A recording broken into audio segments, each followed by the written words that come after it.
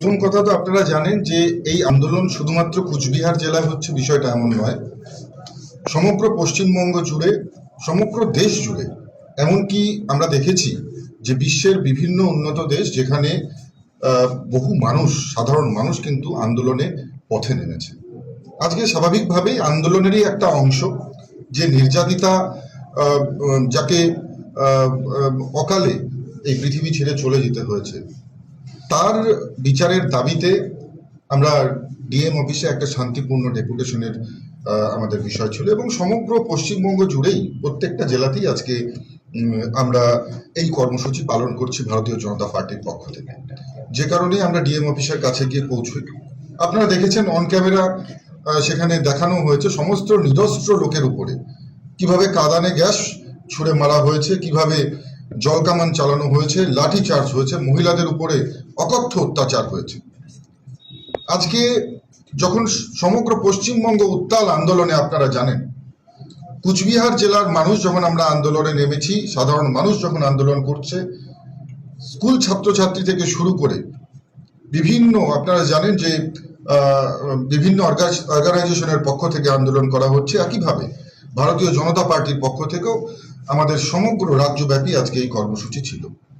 এবং সেই কর্মসূচি চলাকালীন নিরস্ত্র লোকেদের উপর যেভাবে পশ্চিমবঙ্গ পুলিশ অত্যাচার করেছে আপনারা দেখেছেন। আমাকেও সেখানে টেনে হেঁচড়ে সেখানে অনেকভাবে ধাক্কা দেওয়ার চেষ্টা করা হয়েছে এবং বিভিন্নভাবে আপনারা দেখেছেন যে আমাদের কর্মীদের উপর লাঠিচার্জ থেকে শুরু করে টিয়ার গ্যাসও ছোড়া হয়েছে। পরবর্তী সময় এখন প্রায় বিকেল 3টা থেকে শুরু করে এখন 7:30, প্রায় 4.5 ঘন্টা ডিটেন করার পর পুলিশ আমাদের এখন কিছুক্ষণ হলো রিলিজ করেছে। রিলিজ করবার পরই আমরা পুলিশ ফাঁড়ি থেকে বেরিয়ে আমরা এখানে কার্যালয়ে এলাম এবং স্পষ্টভাবে বলতে চাই, পুলিশ এটা প্ল্যান্ড ওয়েতে করছে। এবং পুলিশ শুধু, আপনারা জানেন যে মহামান্য সুপ্রিম কোর্টের নির্দেশ রয়েছে যে আন্দোলনকারীদের উপরে কোনোভাবে তাদেরকে ডিটেন করা যাবে না বা কোনোভাবে তাদের উপরে লাঠি চার্জ করা যাবে না বা টিয়ার সেল তাদের উপরে ছোড়া যাবে না।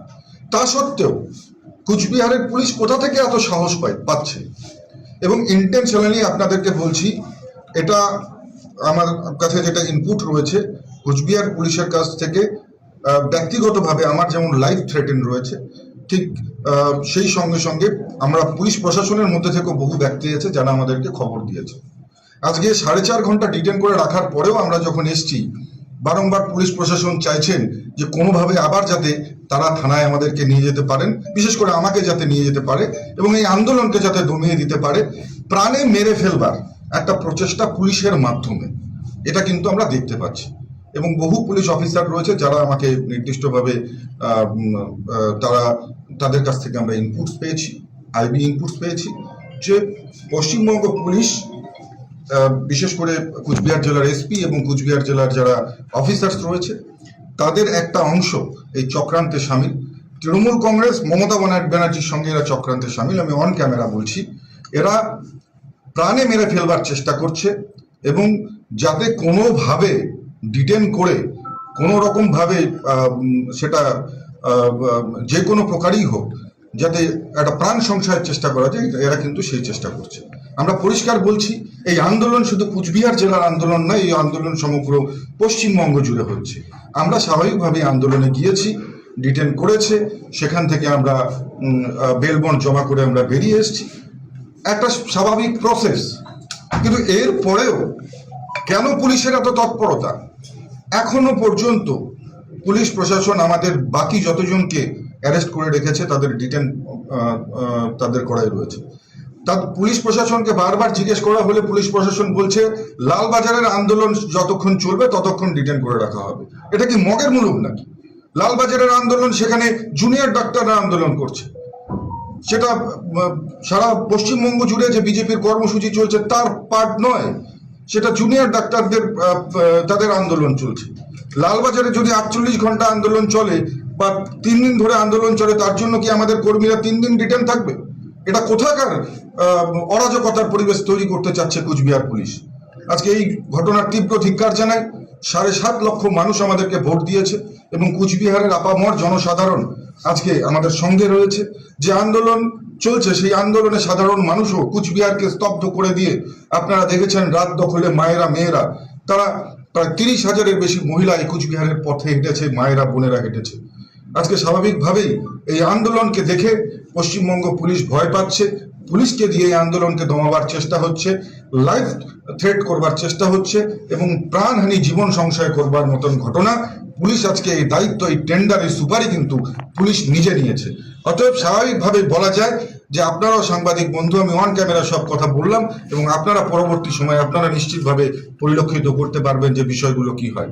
এত নির্লজ্জতার চরম সীমায় যদি পুলিশ নেমে যায় তাহলে পুলিশের উপর থেকে সাধারণ মানুষের বিশ্বাস, সাধারণ মানুষের যে আস্থা সেটা যেমন সম্পূর্ণভাবে উঠে গেছে, এরপরে কিন্তু পশ্চিমবঙ্গ পুলিশ তথা এই পুলিশকে কিন্তু সাধারণ মানুষ তৃণমূল কংগ্রেসের ক্যাডার ছাড়া অন্য কিছু ভাববে না, এটা আমরা নিশ্চিত করে বলতে পারি। একেবারে ব্যক্তিগতভাবে বলছি, আমার ব্যক্তিগত লাইফ থ্রেটের চেষ্টা পশ্চিমবঙ্গ পুলিশ দ্বারা করবার একটা পরিকল্পনা চলছে, বিশেষ করে কুচবিহারে তো চলছেই, এটা আপনাদের একদম নিশ্চিত করে বলতে পারি। এবং এই ঘটনা শুধু আপনাদের অন ক্যামেরা এখানেই নয়, আমি আমার প্রশাসনিকভাবে যেখানে যেখানে জানাবার নিশ্চিতভাবে সেখানে আমি জানাবো। কারণ নির্দিষ্টভাবে আপনারা দেখেছেন যে 4.5 ঘন্টা ডিটেন করে রাখা হয়েছিল আমাদের বেল বন্ডের মাধ্যমে। পুলিশ আমাদেরকে ছেড়েছে, তাই আমরা এখানে আসতে পেরেছি। এবার তার পরবর্তী সময় যদি পুলিশ বলে যে না, আরো প্রসেস আমাদের করতে হবে, সেখান থেকে একটা কিন্তু সন্দেহের যে দানা সেটা কিন্তু একটা ঘনীভূত হয়। এবং নিশ্চিতভাবে আপনারা জানেন যে এরা বিভিন্ন রকম ভাবে পেরে উঠছে না, আন্দোলনে সাধারণ মানুষ পথে নেমেছে, তাই বেশ কিছু মানুষকে একেবারে তাদের আওয়াজ বন্ধ করে এই পুরো আন্দোলনকে স্তব্ধ করে দেওয়ার যে একটা চেষ্টা, সেই চেষ্টা কিন্তু পুলিশের দ্বারা হচ্ছে।